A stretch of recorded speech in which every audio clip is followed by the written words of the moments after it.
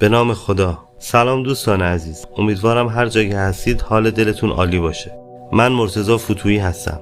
امروز میخوایم با هم بریم به حدود 1000 سال قبل، به زمانی که 2 نفر از بزرگترین شخصیت‌های تاریخ ایران و جهان اسلام روبروی هم نشستن. 2 انسانی که هر کدوم در مسیر خودش به قله رسیده بود. یک نفر بزرگترین فیلسوف و پزشک زمان خودش، مردی که کتابهاش قرنها در دانشگاه‌های اروپا تدریس میشد، شیخ الرئیس ابوعلی سینا. و نفر دوم، عارفی که هزاران نفر برای دیدنش راههای طولانی رو طی می‌کردند. مردی که بسیاری اعتقاد داشتن فقط با نگاهش میتونست دل انسانها رو متحول کنه، ابوسعید ابوالخیر. به نظرت وقتی عقل محض با عرفان ناب روبرو شد چه اتفاقی افتاد؟ آیا بین اونها مناظری اتفاق افتاد؟ یا اصلا ماجرا چیز دیگه ای بود؟ قبل از اینکه وارد داستان بشیم، به نظرت آیا حقیقت فقط چیزیه که با چشم دیده میشه؟ یا ممکنه انسان به مرحله‌ای برسه که حقایقی رو درک کنه که چشم ظاهری قادر به دیدنش نیست؟ این سوال هزاران ساله که ذهن انسانها رو درگیر کرده. فیلسوف‌ها یه جواب دادن، دانشمندان یه جواب دیگه و عرفا هم پاسخ خودشون رو داشتن. من سالها مطالعه کردم، کتاب‌های مختلفی خوندم، زندگی بزرگان رو بررسی کردم و هرچی بیشتر مطالعه کردم بیشتر به این نتیجه رسیدم که از نگاه عرفان انسان فقط یک جسم نیست، انسان ظرفیت بسیار بزرگی داره. اما این ظرفیت زمانی شکوفا میشه که دل انسان پاک بشه. در قرآن کریم آیه‌ای وجود داره که همیشه ذهن من رو به خودش مشغول کرده: لا یمسه الا المطهرون، یعنی جز پاک شدگان کسی به آن حقیقت دست پیدا نمی کند. بعضی از مفسران این آیه رو درباره حقیقت قرآن و مراتب معنوی اون تفسیر کردند و عرفا نیز از اون الهام گرفتن که پاکی دل زمینه فهم عمیق‌تر حقایق الهی هست. از نگاه عرفا هرچه انسان بیشتر خودش رو از غرور، حسادت، کینه، وابستگی‌های دنیا و آلودگی‌های اخلاقی پاک کنه، پرده‌های بیشتری از جلوی چشم دلش کنار میره. نه اینکه چشم ظاهریش تغییر کنه، بلکه نگاهش به جهان تغییر میکنه.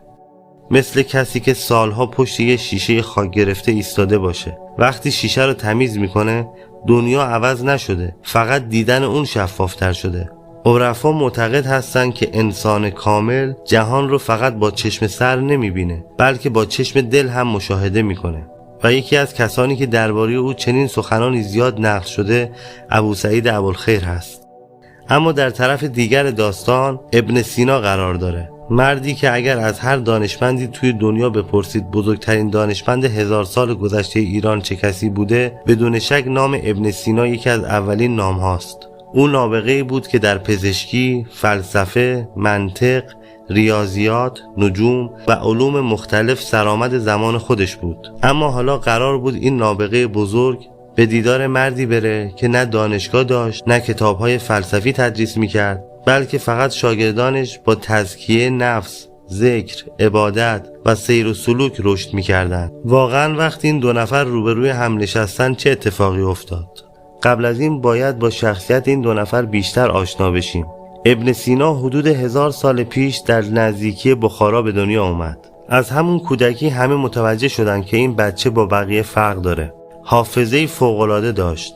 اونقدر سریع یاد میگرفت که استادهاش گاهی تعجب میکردن. میگن توی نوجوانی بیشتر علوم زمان خودش رو آموخته بود: فلسفه، منطق، ریاضیات، نجوم، فقه، ادبیات و از همه مهمتر پزشکی. جالبه بدونید که در حدود 18 سالگی اونقدر در علم پزشکی مهارت پیدا کرده بود که حتی پزشکای بزرگ زمان از او مشورت میگرفتن. کم کم آوازش همه جا پیچید. پادشاهان و بزرگان برای درمان بیماری‌هاشون سراغ او می اومدن. اما چیزی که ابن سینا رو از دیگران متمایز می‌کرد فقط علم پزشکی نبود. اون عاشق فهمیدن حقیقت بود. شبها تا دیر وقت مطالعه می‌کرد. وقتی مسئله رو نمی‌فهمید از شدت فکر کردن خسته می‌شد. وضو می‌گرفت، نماز می‌خوند و دوباره سراغ مطالعه می‌رفت. خودش نقل می‌کنه که بارها بعد از دعا و عبادت گره‌های علمی براش باز می‌شد. این نکته خیلی مهمه. چون بعضیا تصور میکنن که ابن سینا فقط یه دانشمند خشک و صرفاً عقلگرا بوده، در حالی که زندگی اون نشون میده هم به عقل اهمیت میداد و هم به ارتباط با خدا. اون معتقد بود خداوند سرچشمه همه دانش هاست. اما سوال اینجاست، با این همه علم آیا عقل به تنهایی میتونه همه حقیقت رو درک کنه؟ هرچه ابن سینا بیشتر در علم پیش میرفت، سوالهای عمیق‌تری براش به وجود می اومد. سوالهایی که شاید فقط با کتاب و استدلال پاسخ داده نمیشد. در همون زمان نام مردی در خراسان بر سر زبانها افتاده بود. عارفی که مردم میگفتن وقتی کنارش مینشینی آرامش عجیبی پیدا میکنی. مردی که شاگردانش از اخلاق، تواضع، عشق به خدا و تزکیه نفس سخن میگفتند. نام او ابو سعید ابوالخیر بود. یکی با چراغ عقل را میرفت و دیگری با نور دل. یکی بیشتر به برهان تکیه داشت و دیگری به سیر و سلوک. اما آیا این دو مسیر دشمن هم بودند یا شاید دو راه متفاوت برای نزدیک شدن به یک حقیقت؟ ابو سعید ابوالخیر، وقتی اسم اون رو میشنویم شاید اولین چیزی که به ذهنمون برسه یه عارف گوشه‌نشین باشه. اما حقیقت اینه که او فقط اهل عبادت نبود، بلکه انسانی بود که با رفتار و اخلاقش زندگی آدمهای زیادی رو تغییر داد. ابو سعید در شهر مهنه در خراسان بزرگ به دنیا آمد. از همون نوجوانی علاقه عجیبی به عبادت و شناخت خدا داشت. اما نکته‌ای که زندگی او رو متفاوت کرد این بود که به مطالعه و عبادت به تنهایی قانع نشد. اون به سراغ استادان بزرگ سلوک رفت. سالها شاگردی کرد. سالها نفس خودش رو تربیت کرد. در عرفان به این مسیر میگن تزکیه نفس. یعنی قبل از اینکه بخوای دنیا رو تغییر بدی، خودت رو تغییر بده. قبل از اینکه دنبال عیب دیگران باشی، با نفس خودت روبرو بشو. این همون چیزیه که بسیاری از عرفا روی اون تاکید کردن. اونها میگفتن بزرگترین دشمن انسان بیرون از او نیست، درون اوست. غرور، حسادت، خودخواهی، خشم، وابستگی‌های افراطی. اگر انسان بتونه بر اینها غلبه کنه، آرام آرام نگاهش به دنیا عوض میشه. عارفان اول از همه روی اصلاح خودشون کار میکردن. اونها دنبال قدرت نمایی نبودن، دنبال شهرت نبودن، دنبال این نبودن که مردم بگن فلانی کرامت داره. هدف اصلیشون این بود که اونقدر دلشون پاک بشه که رضایت خدا رو به دست بیارن و همین نگاه اونها رو از دیگران متمایز میکرد. در عرفان بارها گفته میشه که وقتی دل انسان از آلودگی‌ها پاک میشه، قدرت تشخیص او هم بیشتر میشه. بعضی از عارفان این رو بصیرت مینامند، یعنی انسان فراتر از ظاهر مسائل رو هم بهتر درک میکنه. چیزی که تقریبا همه درباره ابو سعید ابوالخیر اتفاق نظر دارن اینه که او انسانی بسیار متواضع، مهربان و اثرگذار بود. میگن هر کسی با او چند دقیقه صحبت میکرد احساس آرامش میکرد. گاهی یک جمله کوتاه از او مسیر زندگی یک نفر رو تغییر میداد. حالا تصور کنید در یک طرف ابن سینا قرار داره، نماد عقل، استدلال و دانش، و در طرف دیگه ابو سعید، نماد سلوک، اخلاق و تربیت نفس. دو انسانی که هر کدوم از مسیری متفاوت حرکت کرده بودند، بالاخره روبروی هم نشستن. از این دیدار روایت‌های مختلفی در منابع تاریخی نقل شده و جزئیات دقیق گفتگوها کاملا روشن نیست. اما اصل ملاقات و جمله‌ای که از اون نقل شده قرن‌هاست مورد توجه اهل علم و عرفان قرار گرفته. تصور کنید یک خانه ساده، شاگردان ابو سعید در سکوت نشستن، همه منتظر ورود مهمانی هستن که آوازه علمش سراسر جهان رو پر کرده.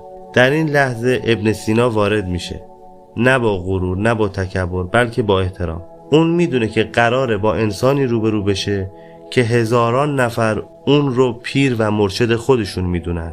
از طرف دیگه ابو سعید هم از جای خودش بلند میشه. اون نیز احترام ابن سینا رو نگه میداره. این صحنه بسیار زیباست، چون دو انسان بزرگ قبل از هر چیز به یکدیگر احترام میذارن. انسان‌های بزرگ معمولاً از عظمت دیگران نمیترسن. اونها احساس رقابت بیمارگونه ندارن.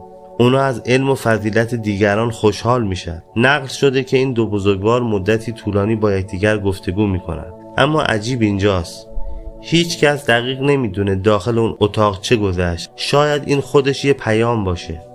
همه حقیقت قابل نوشتن نیست. بعضی گفتگوها رو فقط کسایی میفهمن که خودشون اون رو تجربه داشته باشن. اما بعد از پایان دیدار از ابو سعید ابوالخیر پرسیدند ابن سینا را چگونه دیدی؟ و او جمله گفت که قرنهاست نقل میشه. گفت آنچه او میداند من میبینم. بعد از مدتی از ابن سینا هم پرسیدند ابو سعید را چگونه دیدی؟ او هم پاسخ داد آنچه او میبیند من میدانم.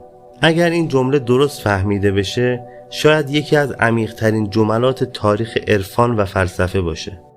من همیشه از خودم این سوال رو میپرسیدم: چرا بعضی انسان‌ها اتفاقاتی رو زودتر از دیگران درک میکنن؟ چرا بعضیا وقتی با اونها صحبت میکنی احساس میکنی انگار تو رو بهتر از خودت میشناسن؟ آیا فقط تجربه زندگی هست یا چیز دیگه ای هم وجود داره؟ من هرچی بیشتر مطالعه و تحقیق کردم بیشتر به این نتیجه رسیدم که قرآن فقط کتاب احکام نیست، بلکه کتاب ساختن انسان هست. در قرآن بارها از تزکیه نفس صحبت شده. خداوند در سوره شمس می‌فرماید قد افلح من زکاها، یعنی رستگار شد کسی که نفس خود را پاک کرد. دقت کنید، خدا نفرمود رستگار شد کسی که فقط زیاد کتاب خوند، نفرمود فقط کسی که ثروتمند شد یا فقط کسی که مشهور شد، بلکه فرمود کسی که خودش رو پاک کرد. حالا سوال اینجاست، وقتی دل انسان پاک میشه چه اتفاقی میفته؟ به نظر من درست مثل اینه که شیشه که سالها گرد و غبار گرفته آرام آرام تمیز بشه. خورشید از قبل هم میتابید اما حالا نورش بهتر دیده میشه. عرفا هم دقیقاً همین رو میگفتن. اونها ادعا نمیکردن که قوانین عالم عوض میشه، بلکه میگفتن خود انسان عوض میشه. وقتی انسان از غرور، حسادت، کینه، خودخواهی و وابستگی‌های افراطی فاصله بگیره، نگاهش هم عوض میشه. گاهی حقیقتی رو میبینه که قبلا از اون غافل بود. اگر زندگی بسیاری از عرفای بزرگ رو بخونید میبینید که اونها بیشتر از هر چیزی روی اخلاق تاکید داشتند. اگر کسی بگه من اهل سلوکم اما متکبر باشه، اگه بگه من اهل معرفتم اما مردم رو تحقیر کنه، اگر بگه اهل کرامتم اما دروغ بگه، این با روح عرفان سازگار نیست. به نظر من بزرگترین کرامت یک انسان اینه که بتونه بر نفس خودش غلبه کنه. این خیلی سخت‌تر از هر کار خارق‌العاده‌ای هست.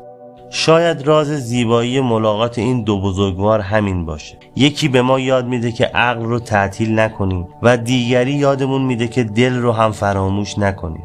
اگر فقط عقل باشه و دل نباشه ممکنه انسان دانشمند بشه اما مهربان نباشه. شاید کمال واقعی جایی باشه که عقل و دل کنار هم حرکت کنن و این دقیقاً همون چیزیه که این ملاقات تاریخی برای من تداعی میکنه. اگر امروز در همین زمان ابن سینا و ابو سعید ابوالخیر در کنار ما زندگی میکردن، فکر میکنید مهمترین توصیهشون به ما چی بود؟ آیا میگفتن فقط کتاب بخونید یا فقط عبادت کنید؟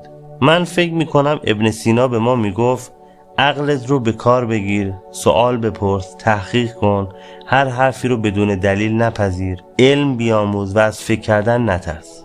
و ابو سعید ابوالخیر هم میگفت همه اینها خوبه اما اگه دلت پاک نباشه ممکنه علمت وسیله غرور بشه نه وسیله رشد. به نظر من این دو سخن نه در تضاد با هم هستن و نه رقیب هم دیگه، بلکه مکمل هم هستن. هرچه انسان بزرگتر میشه معمولاً متواضع‌تر میشه. درختی که میوه بیشتری داره شاخه‌هاش پایین‌تر میاد. انسان هم همینطور هست. اگر کسی هر روز بیشتر از گذشته احساس برتری نسبت به دیگران داشته باشه، شاید باید از خودش بپرسه که آیا واقعاً در مسیر رشد قرار گرفته؟ به نظر من بزرگترین نشانه رشد معنوی مهربان‌تر شدنه، صبورتر شدنه، کمتر قضاوت کردن دیگران هست و بیشتر دیدن عیب‌های خودمون هست. اگر این اتفاق افتاد یعنی داریم قدمی به سوی تزکیه نفس برمی‌داریم و همونطور که عرفا گفتن وقتی دل آرام آرام پاک میشه نگاه انسان هم عوض میشه. دنیا همون دنیاست اما ما دیگه مثل قبل به اون نگاه نمی کنیم. ابن سینا به ما یاد میده چگونه فکر کنیم و ابو سعید ابوالخیر به ما یاد میده چگونه زندگی کنیم و شاید انسان کامل کسی هست که هر دو رو در کنار هم داشته باشه. از همراهی شما در این سفر زیبا بسیار سپاسگزارم. تا ویدیو بعدی، خداوند یار و نگهدارتون باشه.